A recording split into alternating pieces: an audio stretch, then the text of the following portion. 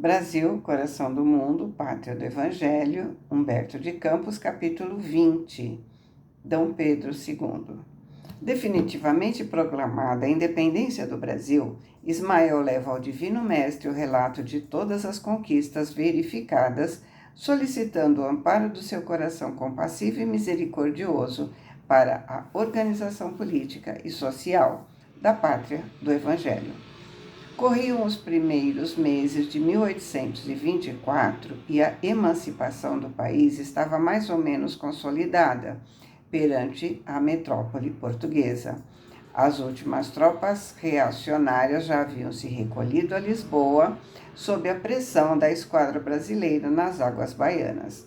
No Rio de Janeiro transbordavam esperanças em todos os corações, mas os estadistas encontravam dificuldades para a organização estatal da Terra do Cruzeiro. A Constituição, depois de calorosos debates e após os famosos incidentes dos Andradas, que haviam terminado com a dissolução da Assembleia Constituinte e com o exílio desses notáveis brasileiros, só foi aclamada e jurada justamente naquela época, em 25 de março de 1824.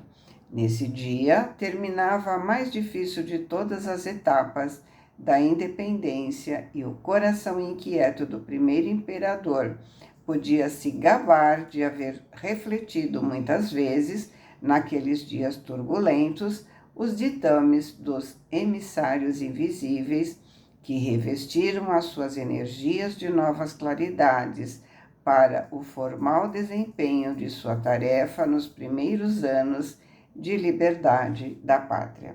Recebendo as confidências de Ismael, que apelava para a sua misericórdia infinita, o Senhor considerou a necessidade de polarizar as atividades do Brasil num centro de exemplos e de virtudes para o modelo geral de todos. Chamando Longinos à sua presença, falou com bondade. Longinos, entre as nações do orbe terrestre, organizei o Brasil como o coração do mundo. Minha assistência misericordiosa tem velado constantemente pelos seus destinos e, inspirando a Ismael e aos seus companheiros do infinito, consegui evitar que o saque das nações ricas e poderosas fragmentasse o seu vasto território, cuja configuração geográfica representa o órgão do sentimento no planeta, como um coração que deverá pulsar pela paz indestrutível e pela solidariedade coletiva, no qual a sua evolução terá de dispensar, logicamente, a presença contínua de meus emissários para a solução dos seus problemas de ordem geral. Bem sabes que os povos têm sua maioridade como os indivíduos e se bem não seja perdidos de vista por gênios tutelares do mundo espiritual, se faz necessário se outorgue toda a liberdade de ação, a fim de aferirmos o aproveitamento das lições que lhe foram prodigalizadas. O teu coração se sente com a necessária fortaleza para cumprir uma grande missão na pátria do Evangelho. E num misto de expectativa angustiosa e de refletida esperança, Longinos respondeu: Senhor, bem conheceis o meu elevado propósito de aprender de vossas lições divinas e de servir à causa de vossas verdades sublimes na face triste da terra. Tenho voluntariamente experimentado muitas existências de dor para gravar no íntimo do meu espírito a compreensão do vosso amor infinito, que eu não pude entender ao pé da cruz dos vossos martírios no Calvário. Em razão dos espinhos da vaidade e da impenitência que sufocavam naquele tempo a minha alma. Mas é com indizível alegria, Senhor, que receberei vossa incumbência para trabalhar na terra generosa, onde se encontra a árvore magnânima de vossa inesgotável misericórdia. Seja qual for o gênero de serviços que me forem confiados, receberei as vossas determinações como um sagrado mistério. E Jesus respondeu com brandura e piedade: Pois bem, essa missão, se bem cumprida por ti, constituirá a tua última romagem pelo planeta escuro da dor e do esquecimento. A tua tarefa será daquelas que requerem um máximo de renúncias e devotamentos.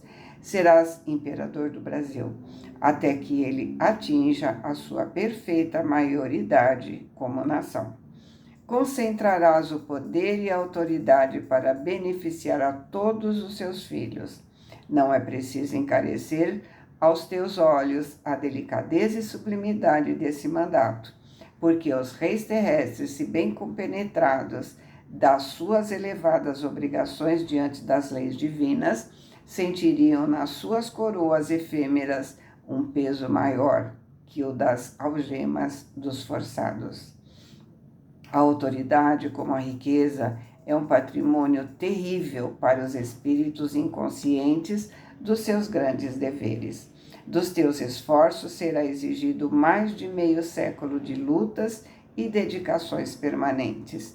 Inspirarei as tuas atividades, mas considera sempre a responsabilidade que permanecerá nas tuas mãos. Ampara os fracos e os desvalidos, corrige as leis despóticas e inaugura um novo período de progresso moral para o povo localizado nas terras do Cruzeiro. Institui por toda parte o regime de respeito e da paz no continente e lembra-te da prudência e da fraternidade que deverá manter o país nas suas relações com as nacionalidades vizinhas. Nas lutas internacionais, guarda a tua espada na bainha e espera o pronunciamento da minha justiça, que surgirá sempre no momento oportuno. Fisicamente consideradas, todas as nações constituem o patrimônio comum da humanidade, e se algum dia o Brasil for menosprezado, eu saberei providenciar para que sejam devidamente restabelecidos os princípios da justiça e da fraternidade universal. Procura aliviar os padecimentos daqueles que sofrem nos martírios do cativeiro e cuja abolição se verificará nos últimos tempos do seu reinado. Tuas lutas serão terminadas ao fim deste século e não deves aguardar a gratidão dos teus contemporâneos. Ao fim delas, serás retirado de sua posição por aqueles mesmos a quem proporcionares os elementos de cultura e liberdade. As mãos aduladoras que buscarem a proteção das tuas voltarão aos teus palácios transitórios, assinando o decreto e a honra, o amor e o dever, com as lágrimas redentoras dos seus sacrifícios. Mas ampararei teu coração nos angustiosos transes do teu último resgate no planeta das sombras. Nos dias da amargura final, minha luz descerá sobre os teus cabelos brancos, santificando a tua morte. Guarda as tuas esperanças na minha misericórdia, porque se observares as minhas recomendações, não cairá uma gota de sangue no instante amargo em que experimentares o teu coração também trespassado pela espada da ingratidão. Porém, a posteridade saberá descobrir as claridades dos teus passos na terra, para se firmar no roteiro da paz e da missão evangélica do Brasil.